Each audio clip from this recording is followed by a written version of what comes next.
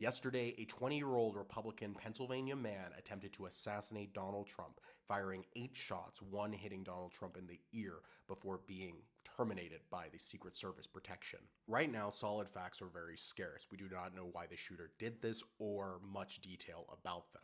We do know that, unfortunately, Thomas Matthew Crooks, 20 years old, of Bethel Park, Pennsylvania, has killed one person and severely injured 2 others in his attempted assassination.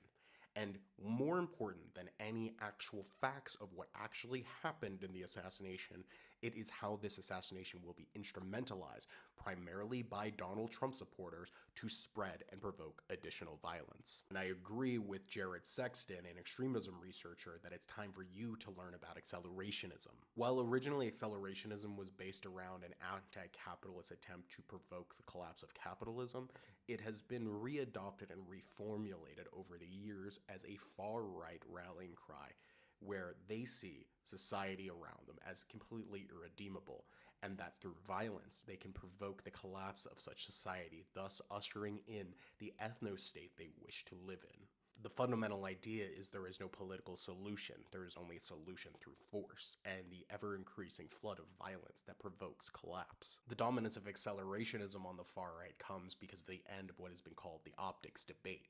This debate over whether or not the far right should moderate or hide its most overt and extremist positions in order to have a wider appeal to the public. The debate has moved on, though. Now it is focused solely on the utility of violence and how it's able to achieve their goals, as opposed to what they appear to other people. Social media has allowed these people to build massive movements, organize massive resistance, and even organize the attempted overthrow of the United States in January 6th. It is a good time to get yourself familiar with Christian nationalism and the effects of apocalyptic rhetoric and the notion of martyrdom on political violence. Because the right is already out there blaming Joe Biden for this happening, claiming that it was Ukraine with the State Department and Joe Biden, a sitting senator, J.D. Vance, accusing Joe Biden, or, Twitter's AI, Grok, spreading conspiracy theories, or the thousands of people saying that this Italian football influencer was actually the shooter. We also have Israel is responsible conspiracy theories, even neo-Nazi influencers making fake social media profiles of the shooter.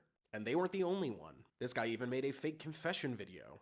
And of course, there is merch. We also have the extreme anti-Semitic ones. We also have ones blaming late-night comedy hosts as responsible. We even have this magical Twitter space of 45,000 people with Nick Fuentes, Andrew Tate, and MAGA communist Jackson Hinkle. It's important also to note that there are conspiracy theories around this spreading on the left, like the photos are too perfect, forgetting that this guy who took the photo that you're all seeing is a literal Pulitzer Prize winning professional photographer. Of course his photos are going to look good. But the real danger is not that, it is the violence that is being called for by Trump supporters across the internet. And it's not one or two, it's dozens and hundreds, it's every influencer with a pulse. Donald Trump's son himself is trying to compare his father's assassination attempt as the same as the January 6th insurrection. Marjorie Taylor Greene, the MAGA congresswoman, is again accusing specific Democrats of plotting to assassinate Donald Trump.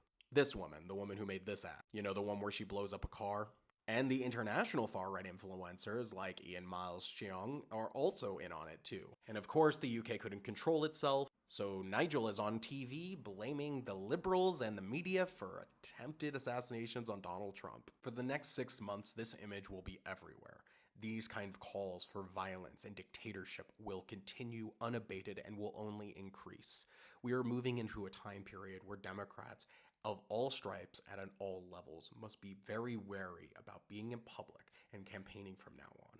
There will undoubtedly be retribution, even though I do not want it to occur or political violence to increase any further in the United States. But we have to be serious about where the country is now and how this has taken a dramatic leap forward and how dangerous things will be over the next 6 months. For Europeans, we need to look at the United States as on a 6-month timer to falling in towards fascism. This is going to be the reality of our relationship going forward for the next 4 years. I do not see Joe Biden winning. I do not see Joe Biden dropping out anytime soon. This means we are looking at an increase in political violence as a norm and an even more vengeful Donald Trump than we ever could have imagined before yesterday. Thank you.